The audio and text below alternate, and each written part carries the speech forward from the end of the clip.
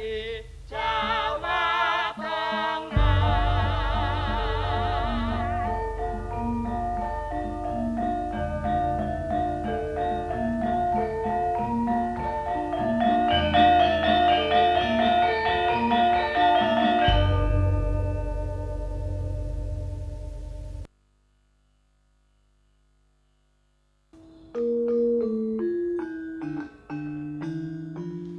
Pomo-pomo wekas mami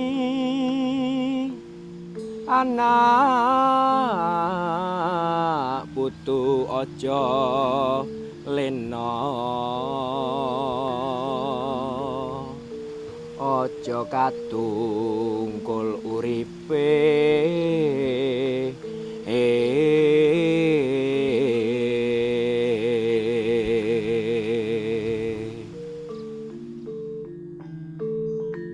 Ingatlah pesanku, anak cucuku, jangan tinggalkan kewaspadaan, jangan terbuai oleh hidup.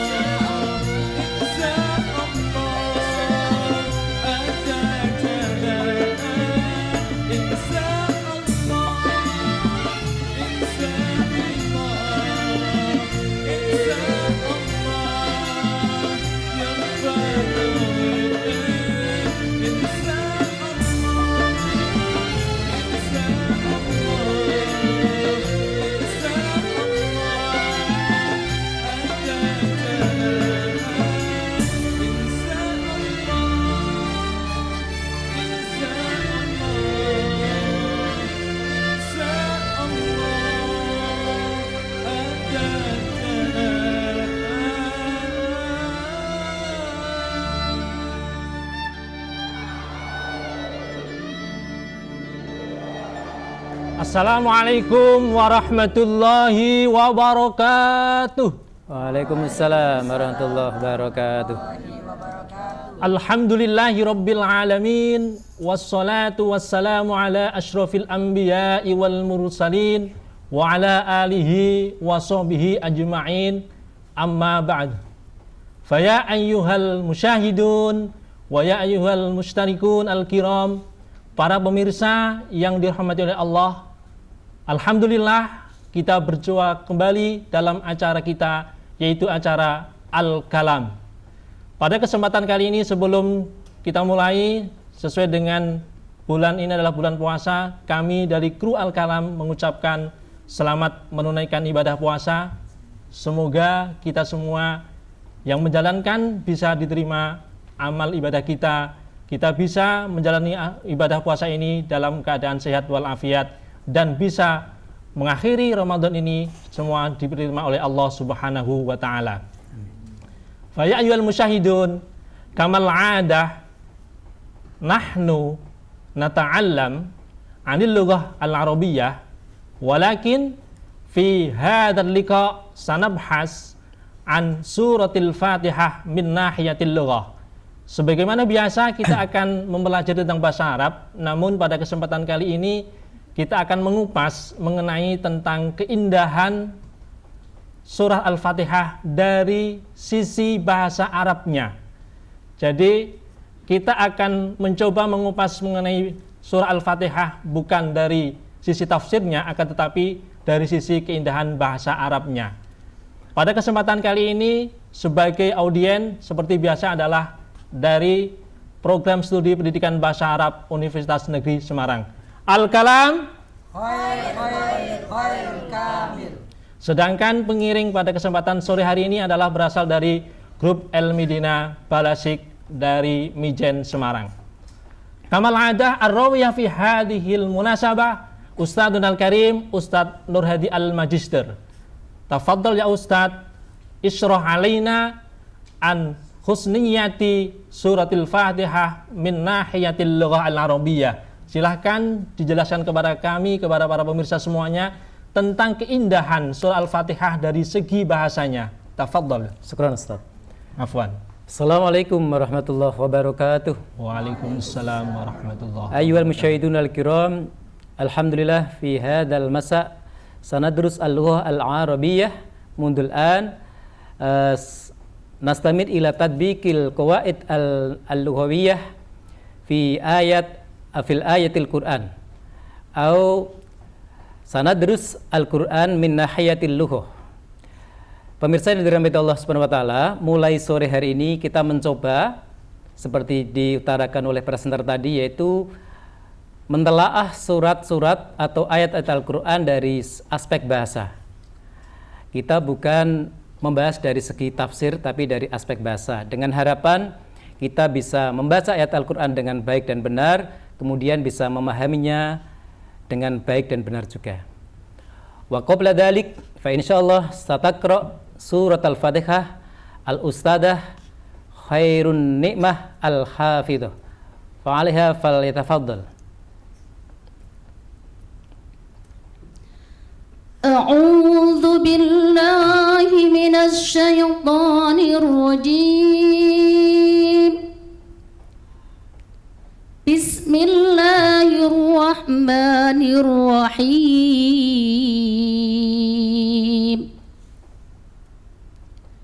الحمد لله رب العالمين الرحمن الرحيم مالك يوم الدين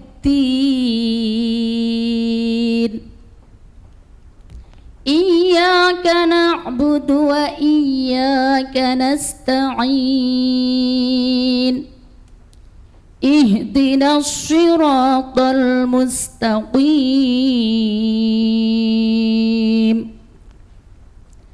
صراط الذين أنعمت عليهم غير المغضوب عليهم ولا الضالين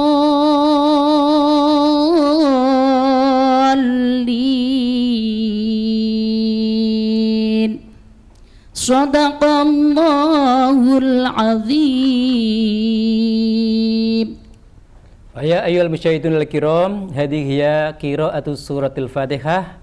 Al-an nastamir ila fahmi surah min nahiyah al-lughawiyah. Pemirsa, sekarang kita bersama-sama setelah bisa membaca, tapi membacanya kita masih terbatas karena kita terbiasa membaca atau karena dengan sakal atau harokat yang lengkap. Untuk itu kita pahami dari kata per kata hingga menjadi ayat, dari ayat 1 sampai ayat yang ke-7. Setelah itu kita nanti memahaminya dari aspek kosakata, juga dari kata per kata hingga sampai akhir ayat. Coba kita mulai dari ayat yang pertama, Bismillahi. Bismillahi ini dibaca Bismillahirrahmanirrahim. Di sini kita lihat kata Allah dibaca hi, Ar-Rahmani dibaca ni, Ar-Rahimi dibaca mi. Ini tentunya dari aspek bahasa ada aturannya, bukan hanya berbunyi. Jadi Bismillahi Ar-Rahmani Ar-Rahimi. Kita bisa membaca itu karena bismi ini dibaca mi karena didahului huruf jar ba. Dan sebelumnya dari kata ismun karena hamzahnya wasol menjadi hilang, maka menjadi bismi. Ada ba. Kalau nggak ada ba-nya maka dibaca ismullah. Ini yang pertama. Kemudian kata Allah dibaca hi karena ini sebagai mudhof ilaih. Jadi kata yang menanding kepada kata yang pertama, maka mudhof ilaih ketika tunggal dibaca hi. Maka kita baca menjadi bismillahi.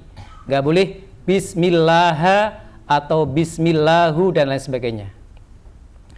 Kemudian kata Ar-Rahmani, Ar-Rahimi, ini dalam tata bahasa Arab disebut sifat atau na'at. Tentunya kita tahu sifat itu jatuh setelah yang disifati. Kalau Ustadz Hasan cakep, maka kata cakep jatuh setelah kata Al-Ustadz Hasan. Karena sifat itu adalah melekat pada benda atau orangnya. Maka kata Ar-Rahman dan Ar-Rahim dibaca Ar-Rahmani Ar-Rahimi karena ikut pada kata Allah yang juga dibaca majrur. Kebetulan majrurnya sama, jirnya sama karena mufrad yaitu dibaca kasroh. Karena Allah dibaca majrur, kebetulan mufrad atau tunggal dibaca hi, maka sifatnya juga sama, Ar-Rahmani Ar-Rahimi. Maka tidak boleh dibaca selain itu menjadi misalnya falatakul Bismillahi Ar-Rahmana Ar-Rahima, enggak boleh. Maka menjadi Bismillahirrahmani Ar-Rahimi. Allah disebut man'ut atau mausuf, jadi benda atau zat karena Allah itu zat yang disifati. Kemudian kata Ar-Rahman adalah sifat Allah yang maha pengasih. Ar-Rahim juga sifat Allah yang maha penyayang. Berarti sifat ini adalah menunjukkan pujaan lil madhi. Jadi memuja Allah, memuji Allah. Maka kalau kita artikan secara lengkap Bismillahi, seperti ketika kita lupakan terjemahan ayat yang ada dalam Al-Quran, terjemahan kita hilangkan, kita mulai memahami ayat ini tanpa terjemahan, dan kita bisa memahami sendiri dari pengetahuan kita, ilmu kita. Maka kalau bismi diartikan menyebut Allah, Ar-Rahman maha pengasih, Ar-Rahim maha penyayang, maka diterjemahkan dengan nama Allah, Ar-Rahmani yang maha pengasih, Ar-Rahimi yang maha penyayang. Maka mengandung arti sifat yang. Maka tanpa membaca terjemahan, tanpa kita ada harokatnya, tentunya kita bisa membaca menjadi Bismillahi Ar-Rahmani Ar-Rahimi. Kemudian ketika kita kupas lebih dalam, Allah sebagai man'ut atau zat yang disifati, Ar-Rahman dan Ar-Rahim sebagai sifatnya, maka sifat atau na'at itu harus ikut kepada man'utnya. Kalau Ustadz Hasan itu cowok, maka sifatnya cowok. Nggak boleh Ustadz Hasan yang cantik. Maka sifat harus ikut pada yang disifati. Laki-laki, cowok, sifatnya lawannya yang semakna dengan cantik adalah cakep atau ganteng. Maka Ustadz Hasan yang ganteng, Ustadz Hasan yang cakep. Kesimpulannya, kalau ada dua kata atau lebih yang berdampingan, bentuknya sama, maka kata yang belakang, yang selain depan, cara membacanya diikutkan kepada kata yang pertama. Allahi, Ar-Rahmani, Ar-Rahimi. Inilah susunan sifat dan mausuf, naat dan man'ut, atau benda atau orang atau zat yang disifati dengan sifatnya. Berikutnya pemirsa yang dirahmati Allah Subhanahu wa taala, kita lanjutkan ayat yang kedua. Alhamdulillahi rabbil alamina. Alhamdu ini dibaca tu, bukan alhamda, bukan alhamdi, karena dia kedudukannya sebagai subjek. Subjek yang di depan disebut mubtada. Kalau ada subjek atau mubtada di depan, dia tunggal dan sahih, tidak berupa huruf ilat akhirnya, maka huruf akhirnya dibaca dhammah. Marfu'nya pakai dhammah, maka dibaca alhamdu. Nggak boleh alhamdi atau alhamda. Kalau ada subjek, mesti ada predikat, maka setelahnya disebut predikat. Predikat yang jatuh di tengah setelah subjek disebut mubkhobar, ya. Kalau alhamdu disebut mubtada, maka lillahi disebut khobar. Alhamdu artinya segala puji. Li bimakna milik. Huruf-huruf lam bimakna memiliki. Maka lillahi bimakna milik Allah. Kalau kita terjemahkan menjadi alhamdulillah, menjadi segala puji milik atau bagi Allah. Kemudian Rabbil alamina, tidak dibaca Rabbul alamina atau Rabbal alamina. Mengapa? Karena Rabbi ini sebagai sifatnya Allah. Tadi saya katakan sifat harus ikut pada yang disifati, yang disebut mausuf atau man'ut. Karena Allah dibaca hi, maka Rabb pun dibaca Rabbi. Lillahi Rabbil alamina. Ustadz, cukup indah sebenarnya dari segi semacam sajak dalam bahasa Indonesia. Iya. Tapi bagaimanapun juga kita harus break sebentar. Para pemirsa jangan kemana-mana, kami akan segera kembali setelah yang satu ini. Sinse Sari Alam Semarang. Sinse Sari Alam Semarang adalah klinik ternama dengan konsultan yang berpengalaman yang telah lama menetap di Sinse Sari Alam Semarang. Dengan memakai metode pengobatan 2+3, telah terbukti mampu membersihkan racun dalam tubuh dengan hasil cepat, memperlancar peredaran darah dan memperbaiki fungsi-fungsi organ tubuh. Metode 2+3 terbukti ampuh mengobati berbagai macam penyakit. Saat ini negara yang maju seperti Amerika, Jepang, Singapura telah mempelajari metode 2+3 ini. Metode yang baru ini dapat menghasilkan hasil yang bagus dalam waktu yang singkat, cepat dan tidak ada efek samping, dan setelah sembuh tidak mudah kambuh lagi, terutama untuk pengobatan kanker payudara, tumor, gagal ginjal, diabetes mellitus, dan penyakit nyeri lainnya. Sinse Sari Alam Semarang telah berdiri selama 4 tahun, dan selama 4 tahun itu pula telah mendapat banyak pujian dari pasien dan masyarakat. Sinse Sari Alam Semarang mempunyai sifat membantu pasien yang sakit parah. Biaya pengobatan tidak terlalu mahal dan relatif wajar. Untuk pasien yang menderita penyakit menular, bisa mendapat obat untuk mengantisipasinya. Datang dan berobatlah ke Sinse Sari Alam Semarang, Jalan Dr. Cipto 115A Semarang Timur.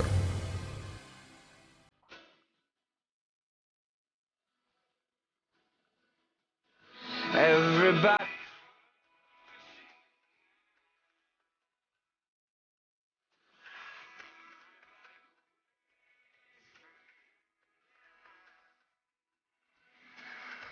Karena cinta itu sesuatu yang susah kan gitu.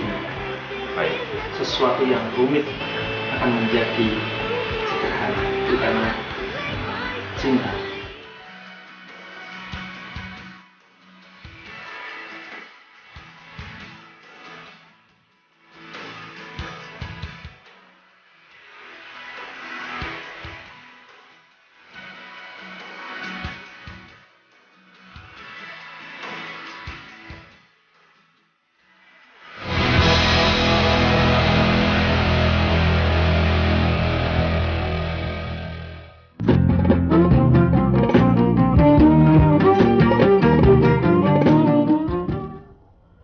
Ayyuhal musyahidun al-kiram, terima kasih masih tetap bersama kami.